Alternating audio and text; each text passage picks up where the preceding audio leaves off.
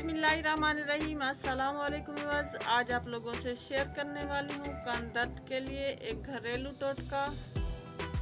अक्सर ऐसा होता है कि छोटे बच्चों या किसी बड़े को रात को अचानक कान में दर्द हो जाता है, तो उस वक्त हम डॉक्टर के पास भी नहीं जा सकते। तो मेरा ये बताया हुआ जो नुस्खा है आप लोगों ने घर में बना के रखना है। मेरा ये आजमाया हुआ है।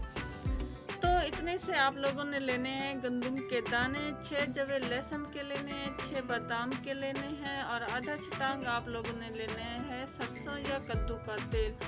इन सारी चीज़ों को इस ऑयल में डाल लेना है और कोयलों की आग पे आप लोगों ने इसको रख देना है। जब ये जल जाए तो इनको इस ऑयल को छान के आप लोगों ने किसी शीशी में महफूज करके रख देना है। और जब भी छोटे या किसी बड़े को कान में दर्द हो तो इसके 3 से 4 कतरे कान में टिपकाने से कान दर्द को फौरन आराम आ जाता है।